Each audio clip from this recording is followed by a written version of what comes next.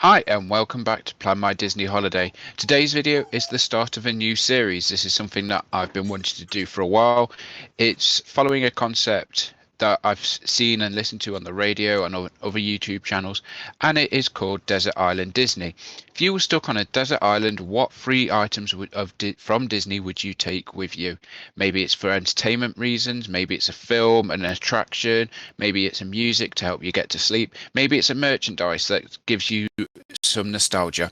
Whatever it may be, it's a reason to talk Disney and enjoy conversation. So today, as the first episode, as the pilot episode of this series, I've asked a massive favour from my brother. I know he's a massive Disney fan. We've grown up with Disney together. So who better than my own brother to help me talk Disney? Hi, Kevin. Thank you for joining me today on this pilot episode of Desert Island Disney. Thank you very much for having me on the channel. Thank you very much for letting me be part of this, and thank you for letting me very much talk about Disney. So, the idea you sort of fully understand three items that you'd have on a desert island, Disney related, just to help you keep sane. Yeah. So you told me about this in advance, so I've had some time to think about it and plot and plan. And I think if I was going to be stuck on a desert island and I had to pick things about Disney, I would want to start off with some wonderful food. So I'd need to make sure that I'm having lovely meals every single day, and I think it will have to be an all-you-can-eat buffet kind of style from Disney, because there's something about the having this selection of food. But it's actually Boma at Disney's Animal Kingdom Lodge that I was thinking of. And the reason for that is it's quite a unique breakfast experience. I find that a lot of the restaurants on the Disney World Resort are sort of standard.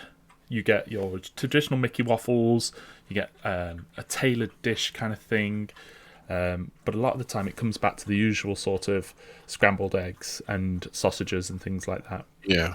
And what I like about Boma as a breakfast opportunity is that it introduces that African style cuisine that the Disney's Animal Kingdom Lodge is quite leading the way on. That sort of unique tastes, that unique atmosphere, and Boma absolutely has that, and it's an absolutely delicious breakfast. I've had it a few times. Whenever I've gone across to Disney, I've booked in at the Animal Kingdom Lodge Boma breakfast, and I've gone across and had that. Boma as a first choice. I wasn't really expecting that. When you first mentioned food, a lot of other things came into my head. Dole Whip, for example, I was expecting sort of a sandy beach and sitting with a Dole Whip. But I have to admit, it's a very good choice. Not one that I originally had thought of, but it is a really good choice. Like you said, it's a unique breakfast experience.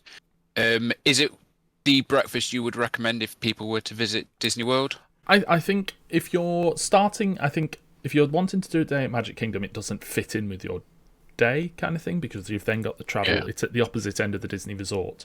But if you're wanting to start a day at Disney's Animal Kingdom, get a book in at Disney's Animal Kingdom Lodge and get a Boma breakfast. If you're staying at the Disney's Animal Kingdom Lodge, definitely go there for breakfast. There are other eateries at Disney's Animal Kingdom Lodge, but Boma's worth an experience, I think. But I would also always say start there and then go on to things like the Disney's Animal Kingdom. Part of the wonder of going to the lodge, of course, is not first of all is the sort of wonderful atrium that you walk into with the fantastic African style roofs and huts and decorations. It's absolutely beautiful.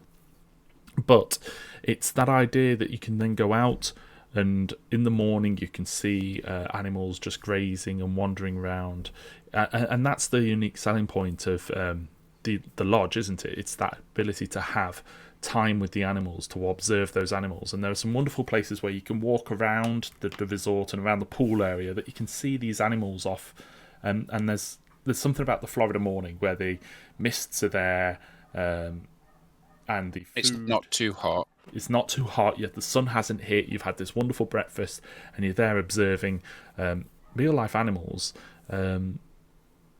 sort of just enjoying their morning as well.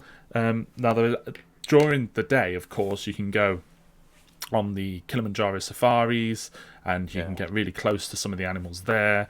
But I find that once the sort of sun starts to hit Disney's Animal Kingdom, it starts to become a really hot park to walk around and enjoy.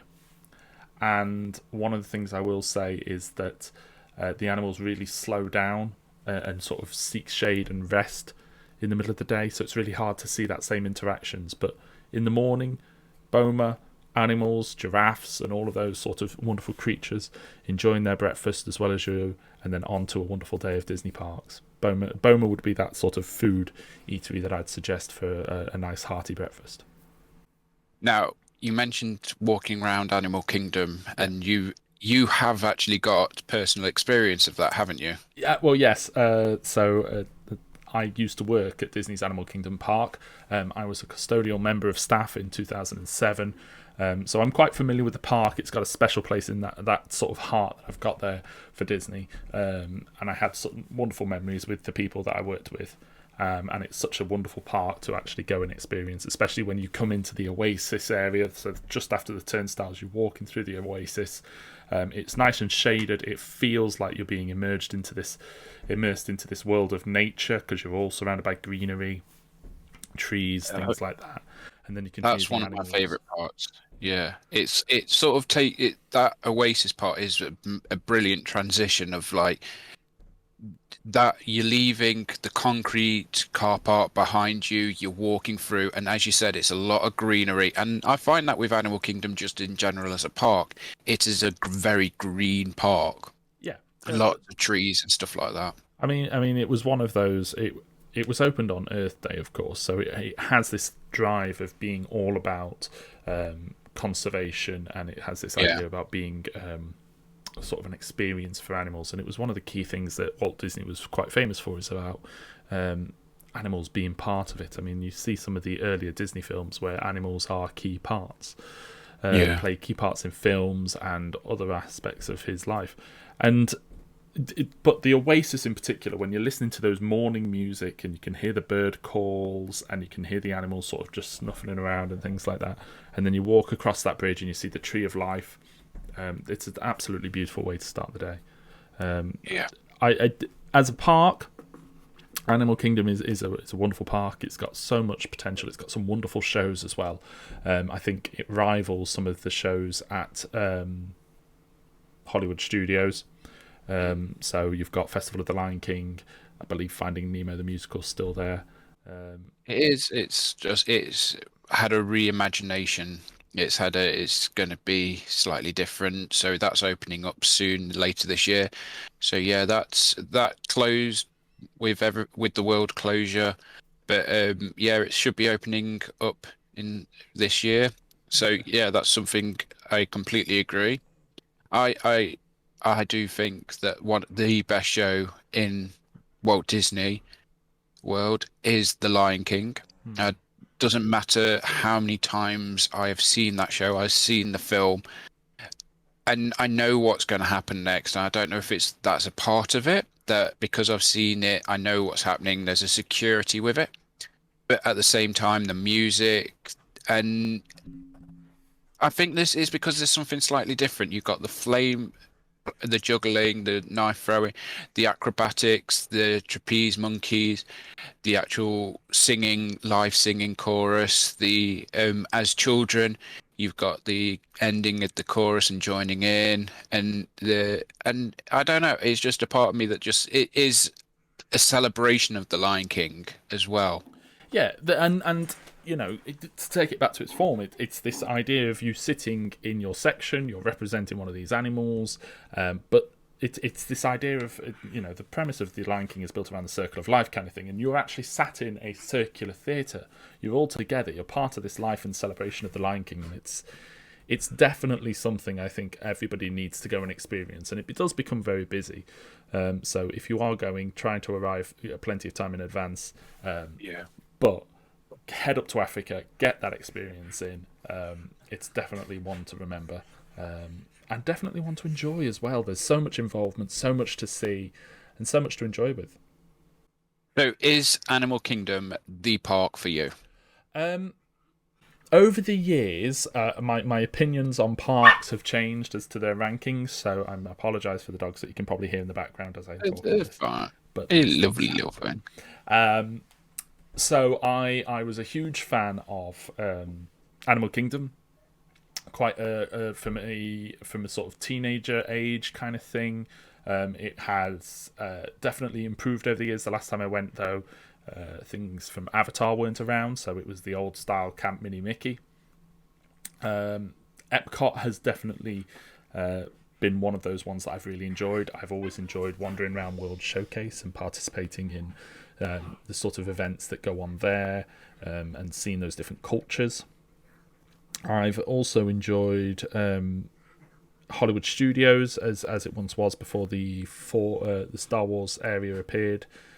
But I've enjoyed working at Magic Kingdom as well. If I had to pick one park out of the 4 main parks at Disney World, I would say Animal Kingdom has the most sort of spread of unique experiences, areas where you can sort of chill and relax and enjoy something, and an amazing ability of losing time. You could easily lose time at Animal Kingdom looking at the animals on the 2 trails, the tigers and the gorillas kind of thing. It's got some wonderful thrill rides in the form of Expedition Everest, and Dinosaur and the stuff Flights that's of around Passage. Avatar. But it's also got some wonderful food, and I think that's one of the key things about this Disney park more than others. You do have a wonderful sort of selection of eateries, whether or not it's Pizzafari, Flame Tree Barbecue. You've got the is it still Restaurantosaurus? I think it was Restaurantosaurus once. Near Dinosaur. And you've got I mean now as well. Yak and Yeti, and you've even got the cheeseburger pods now in Pandora as well. So that is a very good point. That it's probably the one with the most diverse choices for food. I know Epcot's famous for its food, but I mean, I think that Animal Kingdom, with its restricted size in comparison to Epcot, or the theming of it, I think it has got a great choice. So Animal Kingdom is a great park. Animal Kingdom's fantastic, and I would say definitely either start your holiday there or take some time out. Maybe start at Animal Kingdom, then go on to one of the water parks that's nearby, but come back to Animal Kingdom as well for the evening. What I find about Animal Kingdom though is it's one of these sort of parks that you can easily lose a day in if you wanted to. So that's. I think it's one of those that you don't need to rush. As well, and I think that's what I kind of like the vibe of Animal Kingdom is. I mean, I've done it twice now, where on the first day that I've got to Florida, it is the first park I've visited. I think it might be 3 times now. But yeah, I don't want to rush to Magic Kingdom and get the magic straight away. There's a part of it where it's like if you put off going to Magic Kingdom for a little bit, it sort of keeps the anticipation, but at the same time, you enjoy Animal Kingdom for what it is, and you can still enjoy it. But yeah, moving on. Sorry, I could spend hours talking about Animal Kingdom and all. Well, this is just an example of why I wanted to do this series for so long. It's these conversations can go on and on and on because I could quite easily talk about Animal Kingdom as well, but we are restricted with time, unfortunately. So let's move on to your second pick. So my second pick, I think, if I had to pick an attraction that I was sort of, I've had a nice filling meal. I now want an attraction to go with. I would have to say the Tower of Terror at Disney's Hollywood Studios would be the ride of my choice. I haven't done the new sort of Star Warsy rides, so I don't know what they're like in comparison. But the idea of Tower of Terror is it's one of these ones that I've got a lot of memories for. It's absolutely wonderfully themed, right down to cobwebs, dust, and music. The plants being overgrown, walking through and hearing the watering sprinklers going off with their gentle hiss. going through a wrecked greenhouse where the tiles are full of mould, or what looks to be mould, walking through the lobby and this closed down atrium of a 1930s hotel. And just that very sort of the background music being very 1920s, 1930s sort of soft jazz background. It really, and if you come away from that and you're thinking, okay, let's think about when I'm walking down Sunset Boulevard, what is the heyday? We're thinking Hollywood. We're thinking this is where films sort of have made their mark. Hollywood is the most important area of films, they'd say. And then you've got this fantastic looking hotel on the horizon, which we all know has a bit of a sort of curious history to it. Yeah. And I think one of the things I enjoy as you're approaching Tower of Terror is you can hear those screams. You know that something's going on over there. You know that people are screaming, and there's fear and there's scariness to it.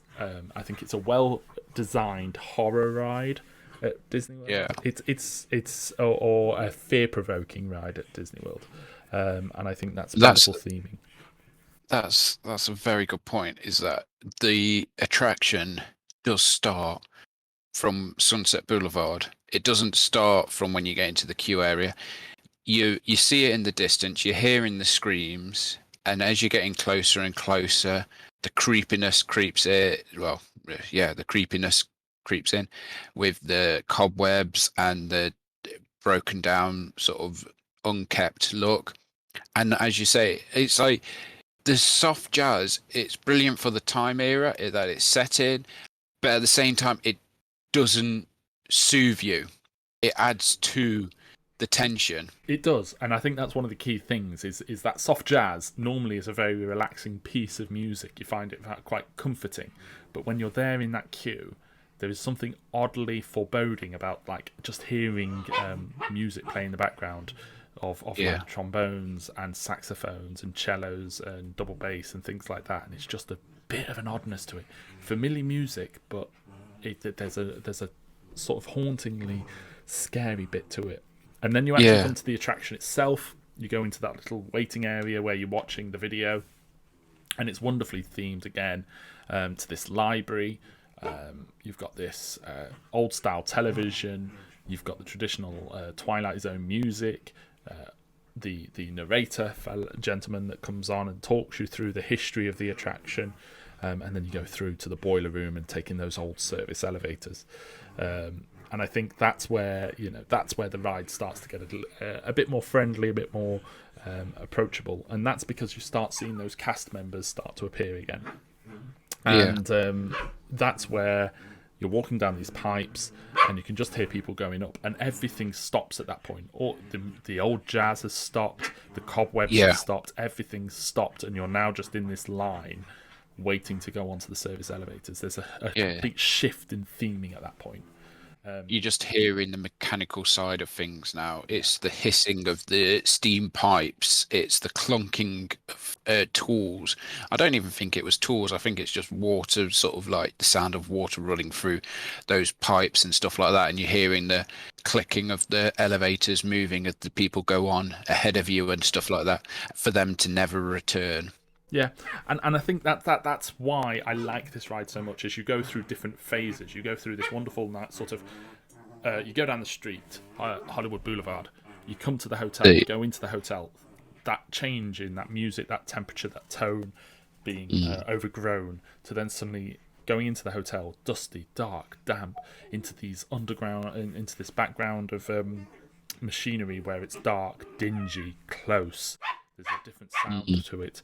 There's a different experience that's going on, and all you're hearing is people being loaded into an elevator, the doors shutting, watching that hand go, and then coming back, and suddenly, no one's there, and then you get on the ride. So your experience so far has been one of these sort of turning points of sort of different emotions, different senses, and things like that, and then you come into this, and it's subtle. It's not slamming your head against a wall sort of thing, like this is a creepy place. It's not made to be like a haunted house. It's not like those scare fests sort of thing. So yeah, I mean, let's take Disney World's other sort of scary attraction, the Haunted Mansion.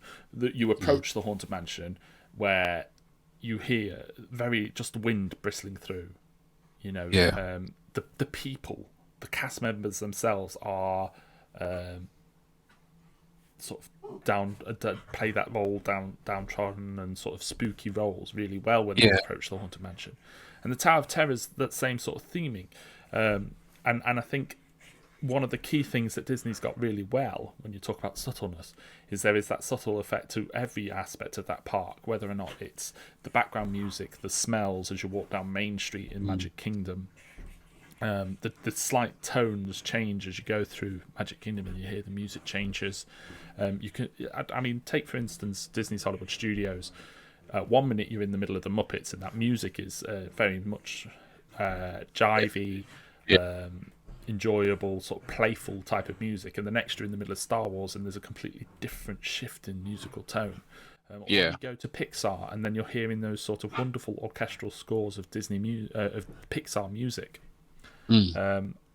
So I think that the subtlety of Disney is one of those things that they've done really well at Hollywood, at the Tower of Terror. And then you go into these elevators. And The elevator, sort of mechanical elevators that are of the era as well. So one of the key things about this is that they've actually used old style. They went and did a load of investigation work into the old style elevators that actually existed in Hollywood hotels, and they've actually used the same. I think it was the same engineer that they used. They bought a load of those lifts, and they used them in there. I think that's the case. I remember me talking to someone about it once upon a time. Like the around the cage, isn't it? Yeah, so you've got that cage around you. You've got those seats where you can sit down, with your seat belts or your bars, as they used to be. And the ride begins. You go through. You get told the story again. There's that spookiness, but then the ride really starts to occur at the point where the doors, that line appears and the doors open. The hot Florida hits you, and you're out. And for a brief second, you have no idea what's going to happen. And this is what makes Tower of Terror so fantastic. It's that uniqueness in you not knowing what sort of direction you're going. Are you going up? Are you going down? Are you just going to drop a little? Are you going to drop a lot? Are you just going to stay where you are for a second? You have no idea what's coming to you when you go on this ride. No two experiences are the same. So I think it's quite a key thing about the Tower of Terror that there's no sort of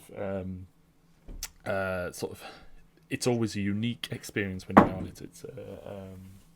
It's a new experience every time. I will find the right words for it, but yeah, it is unique, and it's never the same attraction twice, sort of thing. Well, unless you actually like ride it non-stop throughout the day and not do anything else, I think you might come across the same sort of programming.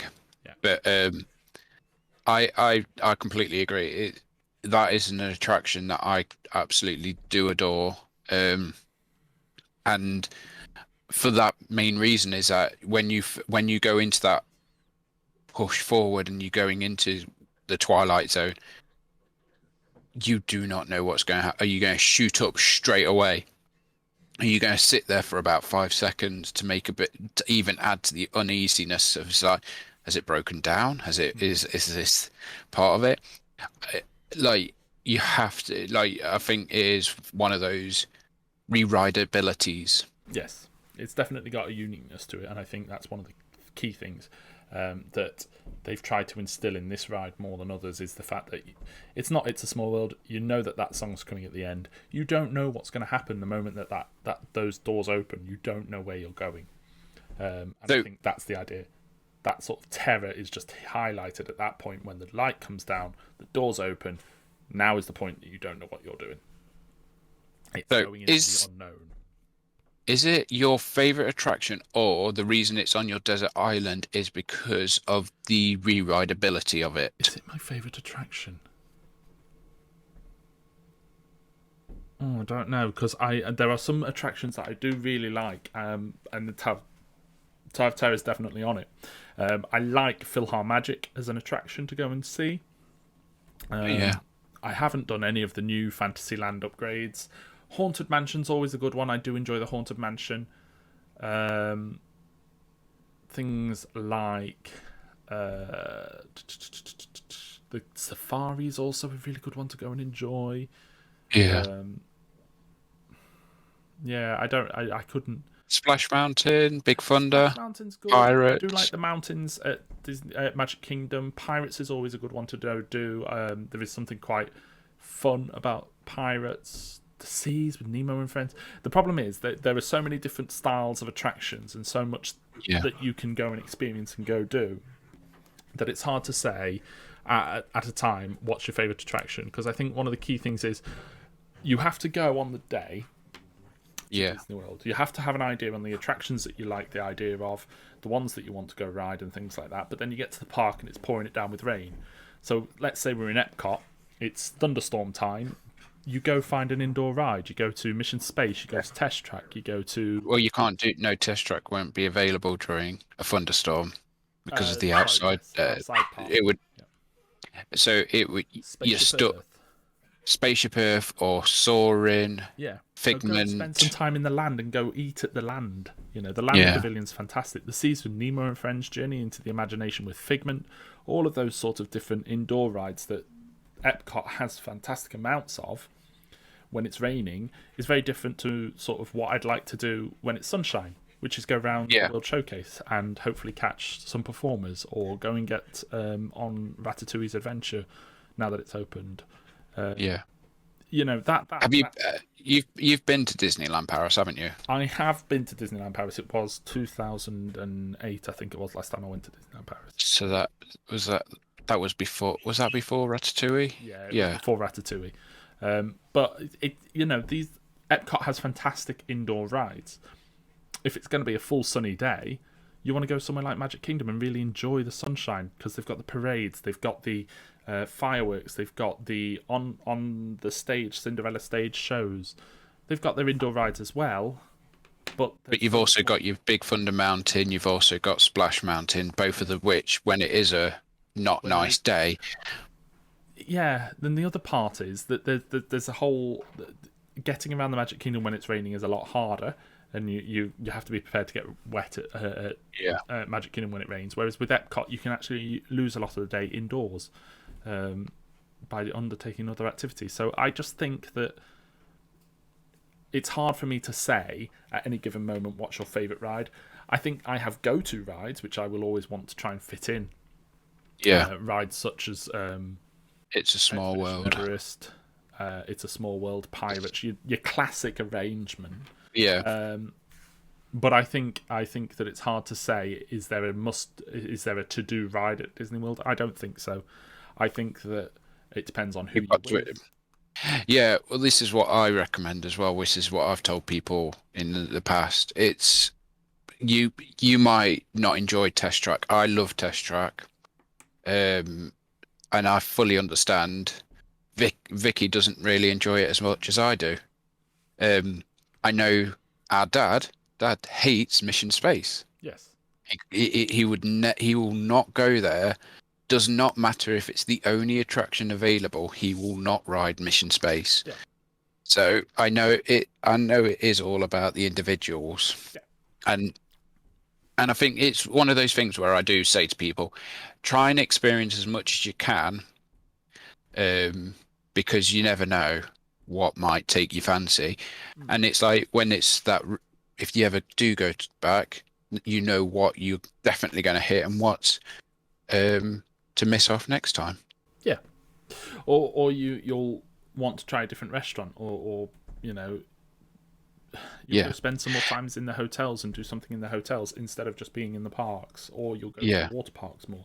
An experience at Disney isn't a set routine for everyone. It's a holiday at Disney is about knowing what you would like and experiencing it all for you and your group. And I think that's one of the key things that occurs when people are giving advice. It's like, well, you've got to do this. No. There is no got. There is, this is great. Try this out. This is a good one. Again, depending on the age of your party as well, it might be that you can't all do Spaceship Earth or what Space Mountain. Yeah. So you're what the other thing I was going to say is I think when it comes down to it as well is that revisiting Disney is very useful because, like you said, one of the holidays that we've tried to do is get to the hotels a bit more. And I've done a lot of restaurants in the park, and most recently I started to go out of the parks and go to the restaurants in at the hotels. And because some people don't do that, and you do miss out on some fantastic choices. I mean, California Grill was the one that we went to in 2018. Fantastic view of the parks. We actually timed it amazingly so that we could be there when there were fireworks going off. It was a great experience and great food. Yeah, and you know, there's nothing stopping you from starting your day at Magic Kingdom and then going for food at one of those hotels that's on the monorail track, Grand Floridian, Polynesian, or Contemporary. You know, they've got all the little restaurants in. You've also got the boat to Wilderness Lodge, yeah. Yeah. So there is great choices. Yeah, and I think that's one of the things that people forget about is that you can experience more Disney, not just in the parks, but also in their eateries as well. I think one of the greatest sort of bars areas for drinks and things like that, if you're with an adult group, is Jelly Rolls, if it's still there. Jelly Rolls in... Yeah, Jelly Rolls is still going. With the jewelry you've got the whole of the Broadwalk area that is sort of very good. I mean, there's also, speaking of adult drinks and things like that, you've also got Polynesian at Trader Sam's, which is a very unique experience, very well themed. And this is it, is that I've not actually, I've said this in a previous video, those two places are actually on my bucket list. Hopefully I will get to experience them. But yeah, I did put you under pressure to say what is your favorite attraction, because it is very difficult, or that if Tower of Terror was your favorite attraction. But I mean, I've got fond memories of Tower of Terror. Yes. Yeah, I think that's the other part as well. If we were in the line, we'd know what story we'll be telling. We know the kind of humour that we've got about it. So go on. You share our story that we. Now you're going to put me on the spot, because we went in 95 or 2000, and I think it was 95. We would have been too young, wouldn't we? No, so it must have been. It might have been 2000. In 2000, the Tower of Terror. At the time, because Louise was with us. Yeah. So it might have been 2000. It was either 95 or 2000. It was one of those two. There were lap bars that used to go across your leg to secure you in the Tower of Terror, and the person in the middle, at the top of the gateway where the sort of ride splits into two, and there's one at the top. Yeah. They have a seatbelt, and we'd all been loaded on, and we were sat there, and the gentleman that sat in the middle. Sort of sat down and was looking at everyone else and was like, there was a look. There was a look of panic, wasn't there? Yeah, and he asked the cast member who was there. He said, "Sir, can I have a bar?" And very dry, very witty response was, "It's a little early for a bar, don't you think, sir?" In that sort of very sort of to the point. And it just made us laugh, and it was absolutely hilarious that this guy was asking for this bar, and the sort of wittiness of the cast member. He was on a seatbelt, and they've switched it all to seatbelts since then. But it was just a funny memory that we have whenever we go, and it's one of those things that you remember for the years to go by, kind of thing. Went to Disneyland Paris in February, and I remember sitting down. And just sitting down and putting in my seatbelt just brought a smile to my face, because I instantly go back to that time and asking for the bar. And that cast member, whoever it was, they made that attraction for us. Yeah. And I never forget that moment. And it's just something I've told Vicky when we've been, and it's just one of those great moments that has been added to by a cast member, and a great memory that has. And nostalgia probably does now play a role, for me with that attraction because I have such a fond memory of that. Yeah, Um, and that's part of what makes that attraction important for me and you, is that sort of fun of that interaction. Other people have favourite rides because they've had different experiences. So yeah, it all comes down to, I think, on the day, what you'd like to go do, where you'd like to go, what the weather's like, but also what your yeah, history is and what experiences you've had with it. yeah. Right. We're talking about going on holiday Yeah, to Disney World. yeah. I'm going to throw this at you. You haven't really had a chance to prep you because I just want to know instinctively, no thoughts about it. Top three items you are packing for a Disney World vacation. What is going to definitely be in your hand luggage or your suitcase when you are packing for a Disney trip? What is your top three items you are going to take with you? Mobile phone, Okay, yep. um, and to be That, fair, there's a particular use. It's a camera, basically. You want a camera. You don't well, want yeah, all the time, but you want to be able to catch those moments and those shots of of the parade, of meeting the characters, of the sort of getting photos of the food. I think a camera is essential because everything brings back the memories. yeah. I mean, it is that is vital. It's also your castle photo, your Epcot ball, Yeah, the Chinese theatre, you know, Desert those Island. icons. Yeah, the Yeah. iconic. There's something about grabbing those photos, being able to walk around. Photo pass is there, but I think that having your own camera gives you your own personal aspect to it. What's And important to you to get that shot, kind of thing. and the different locations you can get it from. With Yeah, let's say, for example, PhotoPass will be available on the hub in front of the castle at the end of Main Street, looking up like that. yeah. Now, one of the best photos I've got of the castle was very early in the morning. We were going for a breakfast at Be Our Guest, and I've got it right up in front of the castle, pointing up. No, sort of right up there. It's not a selfie with me in it, but it's one of the best photos I've got of the castle because I went up close and was pretty much next to the stage. And you wouldn't get that with PhotoPass, but whereas with your mobile phone, you've got a choice of different angles, different choices. Um, Also, is vitally important. I don't think you've had to have experienced this because I think the only fast pass you've experienced are paper ones. Yeah. Um, So that it's vitally important with wait times and now on your phone.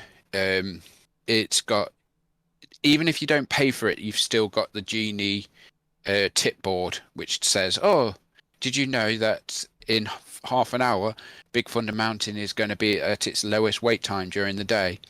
And things like that. So even the free version of Genie has got some use. If you are going to use Genie Plus, you definitely need to have your phone with you. which So yeah, then stems on to my second item. Sorry, I'm just going to jump in there. yeah, While I said mobile phone, it's more essential now than it was, but I think if you had to split it, the reason would be a camera. The second thing would be some sort of battery power to recharge the mobile yeah, phone because you are going to drain it throughout the day. yeah. So that would be another thing to have key. And then I think which helps power your phone throughout the whole day. And I think the last item, off the top of my head, I would say would have to be there's something about going and meeting the characters. You get that joy of meeting characters, and you can't go meet a character without an autograph book. So it would have to be, I'd have to get an autograph book. There are ones that you can buy at Disney World. That's great. One of those key things I've always wanted to do prior to going out to Disney is actually to make a scrapbook of things. What I want to do is actually have a sort of photo and signature and a sort of memento from each character you meet and go character hunting. So I think an autograph book with a really nice pen or something to that effect is always good Yeah, to go do. Because that's a great choice. I think no matter the age, you can always enjoy meeting up with Goofy and having a laugh and getting that photo with Goofy because it's fun, it's enjoyable, it's that interaction. And along those points, I'm going to recommend if you're unsure about age and going to meet characters, go and watch my Disneyland vlog because some of the best interaction I had with some of the characters. And it wasn't just me, but also my mother-in-law. She loved meeting the characters. Um, by the third day, we were doing character hunting because she was enjoying it that much. Donald was fantastic. We got some great memories of being with Donald. Unfortunately, it was, autographs books have been sort of like forgotten about over the last couple of years with restrictions and stuff, but I can see definitely coming back. Would you stick to an autograph book or would you try and vary it? I know that people have taken pillowcases, t-shirt. Obviously, they're not wearing the t-shirt. You have to give them the Yeah, t-shirt. I am. I'm a classic Disney kind of guest at heart. I think there is something about having a little book, and again, it's the memories of it. So, Dad was a head teacher at school, and in his office, he used to have an autograph book from one of our Disney holidays that were full of autographs of all the characters he'd met.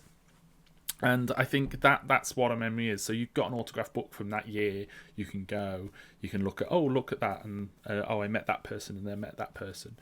What I think the modern aspect should be is probably like I'd like to have one of those Polaroid cameras where they come out Yeah. and put that in there with the autograph as well, so you got that both photo and the autograph. You can't really see it, but over here on this bookcase over here, I might do a video, never know. There is actually a photo album which we have got autographs in. Actually, you know what? Let me just 2 seconds. Go grab it whilst we're chatting about it. Because I think one of the key things about it all is that you've got Because the photos and the autographs with it, and I think if you had one of those Polaroid cameras, you can capture the moment yourself. So we got the photograph and the autograph next to each other, and it is a bit bruised now, but that's because we've taken it so many times now. We've taken it on 2 trips, and we've tried to fill it as much as we can with autographs that we can try and do, and some memories. I think one of the best things is you never know what characters are going to be out and about whenever you're going to Disney World. So having an autograph book like that is yes, you can go see Mickey Mouse, you can go see Minnie, you can go see the usual and the princesses and things like that. But what happens when you see Maleficent walking around? What happens when you see Hades out and, these rare characters that you never see? You want to be able to get that photo. You want to be able to get that autograph. So I would always say have a photo, have a camera, have a battery charger, and have an autograph book ready to go. Brilliant. Thank you. So yeah, if people are planning on going to Walt Disney World, those are the recommendations that Kevin gives you. Kevin approves. And make sure whatever pen you're taking, you've got plenty in supply. Sharpies are usually the best because you used to work with the characters, didn't you? Once upon a time I worked with the characters as well. This was another summer that I did in Disney, and I worked with the characters then. And I would always recommend having a Sharpie. Pens are okay, but having a Sharpie's got a better grip on it and it lasts longer. The only downside of using a Sharpie, of course, is it can bleed into the next page. But if you've got plenty of autograph books and you've got plenty of space, you're fine. Like the photo album you've got kind of thing, you've got that space and you've got that willingness. So it's good. One of the recommendations I've seen on someone's video that I've seen in the past, they tear the first page out of their autograph book and they have that slotted in every time they go and get an autograph, so that when it bleeds through, it goes onto that first page that they've ripped out, so that so the bleeding sort of stops. They're wanting freedom. So right, there is the packing list. We've talked about your first 2. You've got your food available. You've got your breakfast sorted at Boma. Did you ever do any other meals while you were at Boma, or was it just the breakfast you did? Just the breakfast, I think I did. I did go for a lunch at one of the ones in the Disney's Animal Kingdom villas. All right. Which was lovely, but I can't remember the restaurant. I can't remember what I had. But I think it was, if anything, it would have probably been Sinar. But I just thought I'd ask. So you got your breakfast sorted with Boomer. Yeah. You've also got an attraction to keep you occupied and Yeah. to have lots of fun on with Tower of Terror. Luckily, won't take much upkeep, so you don't have to be watering the plants every day. You don't have to spring clean because it's supposed to have dust and all of that. So you've Yeah. luckily got that. So you got them two sorted. And what would be your third item that you'd like to take with you So onto the it's desert not island? necessarily an item. I think that if you're talking about Disney, and we've spoken about this kind of thing, about experiences and what makes a Disney holiday, the key one I would say is that perhaps the cast members need to be there as well. Tower of Terror is great for all of that I've said, but also it was that memory with that cast member.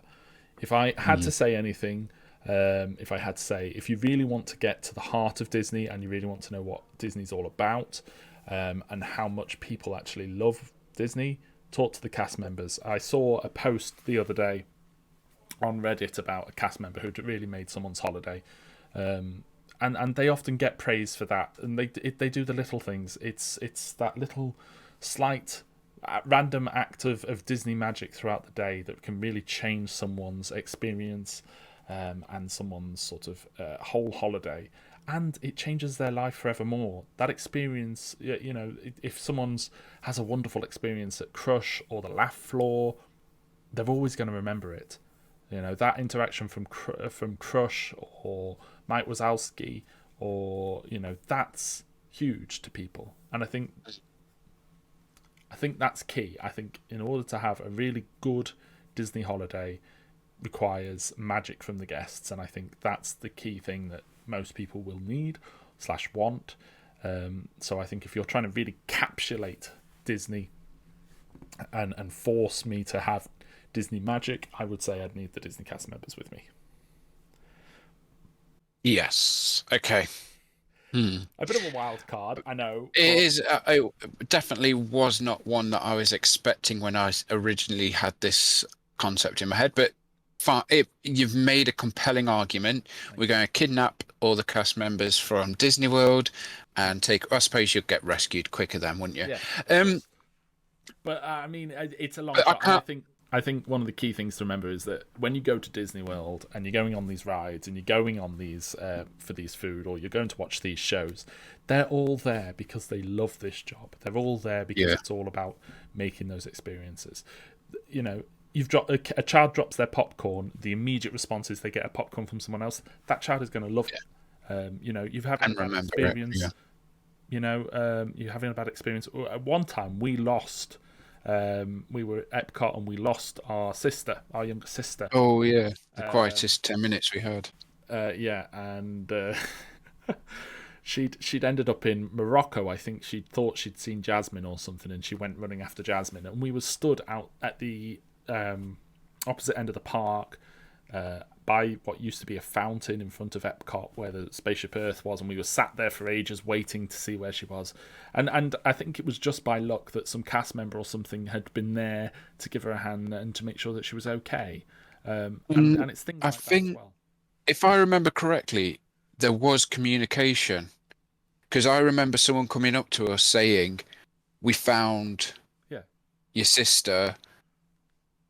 So there was like, even though someone else, they were like, "Oh, we found this lost child." We were reassured very quickly as well once the situation was resolving itself. Yeah. I mean, I'm not going to argue with that they make the magic, because during my honeymoon there was so much magic that I received from the Disney cast members. I've got a photo that both me and Vicky really enjoyed on Buzz Lightyear. And we were going up to buy it, had our card ready to pay for it, and they were like, "Congratulations, here's a wedding present," and handed us the photo. And I was just like in shock because I was not expecting it. So yeah, there was a couple of times where it was like, "Oh, this is my wedding present to you. Congratulations," sort of thing. And I wasn't expecting it. I didn't go into those places. I didn't go into a food snack bar wanting to get free stuff. I wasn't expecting it, but that cast member was like made a bit of magic because they saw that me and Vicky were celebrating Yeah, and I think and that's one of the added key to it. things. You know, it just adds to the holiday. It's like a little cherry on top, and it. What's amazing is there is no cost to you to get that experience or the magic, Mm. and that they're willing to just. It's one of these things that they're willing to just do it. Yeah. So I think that's If one you of the key things. if you give it like my experience is if you give them the opportunity, don't demand it from them. Mm, Just let it all play out. If your kid drops your popcorn, you don't just start shouting at a staff member because the likelihood is that another staff member, cast member, has seen what's happened and is already dealing with it. yeah. And if you just give it a few minutes, it will resolve. If not, then it doesn't cost anything to go, look, I'm really sorry to say, but he's just dropped his popcorn. Is there any way I can refill this or something like that? I mean, this is the thing. There's no harm in doing that, and you never know. They might just say, "Oh, I'm really sorry that he's dropped his popcorn. Here you go." Yeah. It's those little extra bits that really make a day and make an experience. So yeah, I think if you had to tell me that I have to bring something from Disney World onto a desert island, I've got to take the cast members or that sort of All right. cast member sort of willingness to go above and beyond or to infinity Yeah. and beyond. All right. Okay. I'm going But to allow it with. you're not going to let me get away with that. No, because I don't really want to promote kidnapping. No. So I'm going to have that cast members with an asterisk. I will allow it because I completely agree with your argument. I completely agree with your point. I have experienced it personally, so I fully agree with you what you are saying, but I cannot promote kidnapping Okay. and holding all the employees of Disney World ransom on an Okay. island. So if you were to have something else, another Disney, it, Okay. like I say, something else Disney. I get your point. I fully understand what you're saying, but yeah, If I can't. had to pick something else to Yeah. sort of keep at Disney, I would have to pick. If I'm picking a show, let's pick a show. I think a nighttime show would be nice. Let's go with Fantasmic as a nice sort of bottle end to the thing. I mean, it's one of the things we've spoken about. It's got lots of cast members in, lots of characters. It's got lots of different unique experiences in the form of water jets, in Mm. the form of activities that go on the stage. Excuse me. So I'd have to say, Fantasmic is one of those ones that I think if you go and watch and go and enjoy, that's great. I do. I love Phantasmic. Mm. I remember when we first went to see it, and the projection on water was the most advanced technology in my mind. And I was like, oh my God, they're playing movies on water. I Yeah, just I remember, I remember that and being blown away by that idea. Never seen before, never experienced anything like it. So yeah, there was that sort of element of, oh my God, I can't believe what I'm seeing here. Yeah, and there's something again. It's one of those things where you go queue up for ages and ages. You sit down, and you're surrounded by a load of people. But for some reason, the moment that show begins, it's probably one of the quietest times you'll see Disney World, and Mm. everybody's just it's encapsulated, focused, and enjoying this fantastic arrangement of music, lighting, pyrotechnics, puppetry. Storytelling. This idea of the whole thing is just fantastic. Yeah, and the music is fantastic with this sort of da da dun dun dun dun dun. Yeah. And thinking back to it, I think I've waited an awful long time for that show. I Yeah, think hour, maybe more. And I don't remember that. no, I don't remember the waiting, getting frustrated, being hungry, getting tired. I don't remember that. I remember the fire on the water. I remember the princesses going by on their boat. I remember the Pocahontas scene. I remember all of that. yeah, So it's this magic thing that when you're queuing up for that attraction, you might not be in the best mood. You might be the grumpiest that you have been for that whole entire vacation. But as you said, as soon as the lights dim and that music starts, it just fades away. It's gone. Yeah, and And there's something that feels it's like a micro Broadway show that happens in 20 minutes. It's fantastic music. There's some wonderful artwork. You go in, you're sitting there, the music starts, and you're just enjoying it. And the story of Mickey Mouse going into his dreams and things like that, and all those sort of experiences, and then it just finishes the whole day. And I think one of the key things about that line that he finishes with is it really shows how far sort of Disney World comes. That's Disney World is built on the imagination of Walt Disney. The Disney parks are the filming, the way he films, the way he developed all technologies, and then it finishes with some imagination, and it really shows how your imagination has grown, how the imagination of the parks have grown. The uniqueness of everything that keeps on happening at Disney World. And I think if you had to finish a day, and you finish with that, and you're actually thinking, right, he's talking about some imagination. Yes, he's got some imagination. Mickey Mouse has some imagination to imagine all of these sort of films that appear in the bubbles. He's got some imagination to think of all these characters that have just suddenly appeared on a boat that starts off with just a black and white Mickey Mouse. That's all imagination. That's all come from imagination. The way the water projects, the way the dragon appears in the mountain, all of that comes from imagination.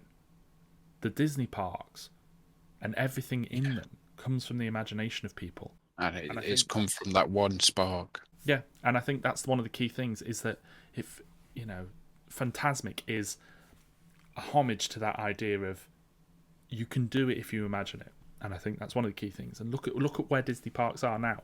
They're advancing their technologies. They're looking at new ways of doing things, and they're really improving day by day. And it's going to be exciting when I next go, so I can see things like the ride of the Resistance or the Cosmic Rewind or anything that's been happening in the last 10 years. All of that is new, imaginative ways of experiencing rides and sort of having that holiday. I mean, for me, even the point of I'm looking forward to returning to Disneyland Paris, because the next time I probably go, Avengers Campus will be open. Yeah. And it's not just the Iron Man roller coaster or the Spidey web shooters. So it's taken the Buzz Lightyear shooting a laser to a new level, and taking Toy Story Mania to a new level. So you're actually squirting Spider. But it's also the characters that you get to meet, the shows that they're going to put on. What I've seen from Disneyland California of Avengers Campus looks absolutely amazing. Yeah. And as you said, the imagination that has stemmed from this one person to then grow to what it is. So yeah, I completely agree. It is one of the best nighttime shows. Is it your favorite? Yes. Fantastic. Nighttime show is one of my favorite nighttime shows. There are things that have appeared in the past, like Spectrum Magic, Wishes, some of the projections on the castle, when they did the Pirates and Princess fireworks. The New Year fireworks are absolutely amazing. But I think if you want to really understand Disney World, and you really want to understand that sort of aspect of what Disney World is all about, Disney World is all about imagination and magic, and that is all brought together in Fantasmic, and it just is Disney World, if you ask me. Yeah, it's a great choice. So, to sum up, you are taking with you your breakfast, Boma. Yep. You have got an attraction to keep you entertained and has multiple different, you never know what's going to happen next with Tower of Terror. And you're going to finish off the night with, just before bedtime, with a performance of Fantasmic with the cast members that you've held hostage. Yes, pretty much. But if I had to do something like that for the rest of my days, and I was stuck on an island, I'd definitely be taking those with me. I just think that there are some wonderful opportunities there at Disney, and there are some wonderful times to be had. And it's not just Orlando, is it? You can go Paris, you can go cruises, you can go California, Tokyo, Hong Kong, Yeah. Shanghai. There's so many different places in the world to go and experience this. Um, So but yeah, just to finish off with this one question, yeah. um, why Disney?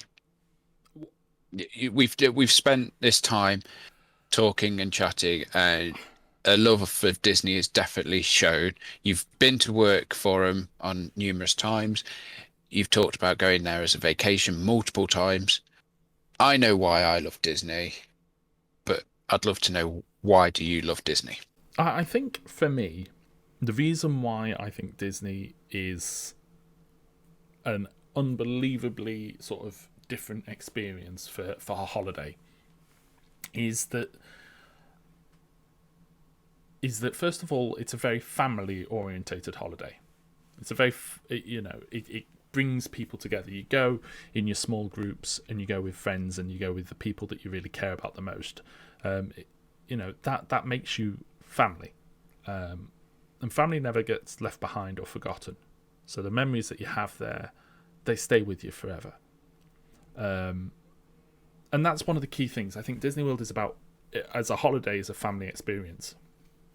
But for me, the next thing that I think that takes Disney up a notch is that when you go and you're walking down Main Street and you're listening to the music and you walk down the paths that Walt Disney created, and you reach the partner's statue and you're stood in front of that castle, and the smells of the corn dogs are filling the air, the music, the happiness, the joy. You take a left, you go into Adventureland, and the music suddenly change, the buildings change, everything changes. What I find Disney does amazingly well is its ability to immerse you in a world unlike any other. It is. There are theme parks throughout the world that are focused on its thrill rides, that are focused on those experiences, and there are areas of the world that try and match that theming. But there's nothing quite like crossing a bridge into Adventureland and hearing drums go off. Yeah. And that sort of And you're then in Agrabah. yeah, you're in Agrabah. The sort of lighting, the building colours change. Yeah. It's and I it's think, not just Magic Kingdom that does that though. So you go to Epcot and everything looks really futuristic because they use pink pavements and green grass, really green grass, and it highlights everything a lot more. You go around the pavilions, you're immediately immersed in every single experience, in every single culture as well. And I think that's the thing, is that when it comes to Disney World and you're going on holiday, you're with the people that you care about. You're in areas that are unlike anything you'll ever experience, unless you go to Japan, or you go to Norway, or you go to China yourselves. you actually go to those Yeah, locations. you go to those locations. You are in areas where people have put work and effort and heart into trying to make sure every detail fits correctly, and you can tell. And then finally is that you go, and your holiday can very much change on what you want to do. So you go with young children, and you'll go and have a very young children holiday. You go back in 10 years, your young children a little bit older. You go, and then suddenly it's teens. You go in a few more years. So your young children might just be based characters doing the small attractions, the Barnstormer, Pirates of the Caribbean, maybe It's a Small World, those little smaller attractions, but the whole moment of making those memories, meeting the characters, and then, as you said, 10 years later, you're now Different teens, ideas. Yeah. different interests. And I think if Disney World was the same as what it was 50 years ago, then it wouldn't work. But because it keeps updating, to follow on from your point, it keeps up to date. So, for example, I want to return because I've not been able to do and I went in 2018, so it's almost 5 years since I've been, but I've not experienced the Star Wars Galaxy's Edge. I've not had a chance to. There's the Tron Light Cycle, Cosmic Rewind you've mentioned. There's already that's three things off the top of my head. Pandora was hugely crazy when I went. So never got to do all of Pandora. So there is something in each park: Pandora, Cosmic Rewind, Galaxy's Edge, and Tron Light Cycle. Something from each park that I want to experience, and that it would be my priority because that's something I would want to do the next time I return. But as you say, like because they update and they add to and they change. For example, that imagination building, don't they? Yeah. They keep thinking and taking things forward and taking the next step. Look at the new Galaxy. I don't know what they're calling it, the Starliner Hotel or whatever they're calling it. Yeah, you know, that's Galaxy Cruiser. Yeah. Forward. You know, that idea. Disney are staying ahead of the game because they are always imagining the next phase. A hotel that is going to be like a cruise. That sort of style where a story is unfolding around you in a hotel throughout your stay. I mean, I was trying to think about this, and I don't think it's been done anywhere else in the world. It's very unique, and it's now going to be a matter of time where you start seeing it everywhere else. Well, you've got close experiences. Those sort of murder mystery weekends where you go to a hotel and a murder mystery is happening before you and happens over a weekend. Fantastic idea. Lots of people are doing it. Disney's taken it up a step. They've created a hotel where you're in the middle of space. The storyline is evolving around you. There's so many activities to do, so much engagement to have. Disney are imagining the next step at all times. They are not limited by the impossible. They are always willing to try something and take it further. Yeah. And Disney, what you experience at Disney changes from from the hotel you stay at, to the meals you eat, to the rides you go on, to the time of year. An experience at Disney is never. It's probably very rarely the same. And you know, I worked there over a summer, and I would be able to easily fill my days at Disney when I was off with different things to do. So yeah, I think Disney is such a unique themed place of work and heart where you can be with your family and people that are most important to you. Brilliant. I think that's a fantastic place to leave it. Yeah, it is a fantastic place. So again, thank you, Kevin, for joining me for this pilot episode of Desert Island Disney. Thank you for having me, and thank you for letting me chat for. I don't know how long we've been chatting for, but geez, it's been great to actually just catch up, chat about it, and just go through it all. Yeah, it doesn't feel like it's been that long, but I know that the timer has been going. Yeah. You haven't really got any social media or anything that you use or plug, but if you do want to take part in this series, please let me know on Instagram. Plan My Disney Holiday. You'll be able to contact me there through DMs. Maybe in the comments, have a go. See if I can reach out and let me know if you're interested in sharing and having conversations about Disney.